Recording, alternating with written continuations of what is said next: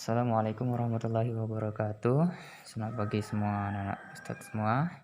Semoga sehat selalu ya. Oke, hari ini kita akan membahas subtema 3, tema 6 subtema 3, panas dan perpindahannya, pengaruh kalor terhadap kehidupan. Bahan konduktor dan isolator. Di sekitarmu terdapat banyak benda dengan berbagai macam bahan. Memiliki bahan didasarkan pada sifat yang dimiliki bahan tersebut. Misalnya, seperti benda yang dapat menghantarkan panas dan benda yang tidak dapat menghantarkan panas.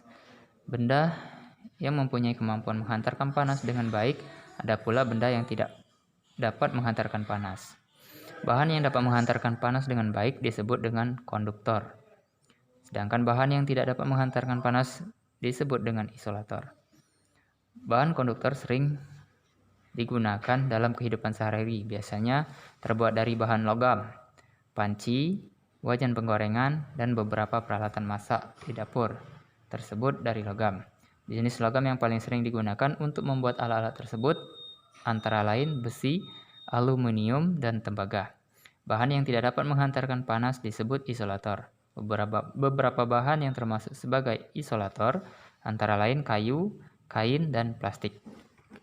Informasi bisa kita dapatkan tak hanya dari media cetak, melainkan juga melalui media elektronik. Pada kali ini, kita akan mencoba mencari informasi penting dan kata-kata sulit yang terdapat pada teks media elektronik. Contoh, teks media elektronik dapat kita jumpai pada buku yang memuat secara digital.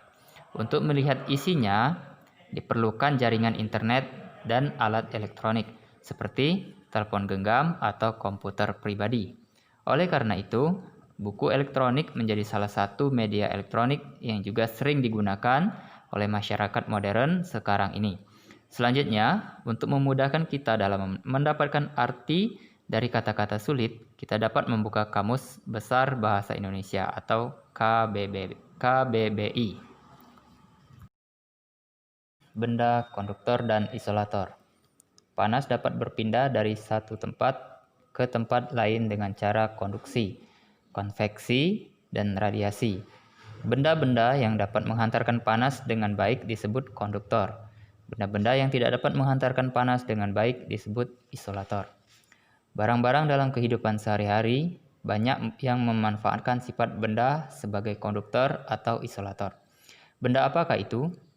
Selimut dan panci merupakan benda yang memanfaatkan sifat ini. Selimut memerangkap udara, udara adalah isolator, sehingga tidak menghantarkan panas yang keluar dari tubuhmu. Dengan demikian, badanmu tetap terasa hangat. Terbuat dari apakah panci? Panci terbuat dari bahan logam, misalnya aluminium. Aluminium merupakan penghantar panas yang baik. Panci akan menghantarkan panas ke makanan yang dimasak. Pegangan panci terbuat dari plastik. Plastik merupakan isolator, sehingga kamu tidak akan kepanasan ketika memegangnya. Kerajinan gerabah. Kalian sudah mempelajari bahwa kalor atau panas dapat dihantarkan oleh benda. Benda penghantar panas yang baik atau disebut konduktor juga dimanfaatkan dalam pembuatan karya seni rupa daerah. Karya seni rupa daerah adalah karya seni yang terdapat di berbagai daerah Indonesia. Karya seni rupa daerah sangat dipengaruhi oleh latar belakang sejarah daerah. Corak dan motifnya pun biasanya dipengaruhi oleh kondisi fisik atau geografis suatu daerah. Biasanya, karya seni daerah juga mengandung simbol budaya dan sering digunakan untuk upacara adat, agama, dan kehidupan sehari-hari. Kekayaan alam Indonesia yang kaya sangat mempengaruhi lahirnya berbagai macam corak dan motif hasil karya seni rupa. Adapun contoh karya seni rupa daerah yang memanfaatkan kalor pada proses pembuatannya adalah gerabah. Gerabah merupakan salah satu hasil dari seni terapan. Seni terapan merupakan seni yang hasilnya memiliki fungsi dalam kehidupan sehari-hari. Gerabah adalah karya seni rupa yang terbuat dari tanah liat, kemudian dibakar dengan suhu tertentu. Gerabah memiliki fungsi sebagai perkakas atau alat-alat rumah tangga. Beberapa contoh gerabah diantaranya celengan, periuk, dan kendi.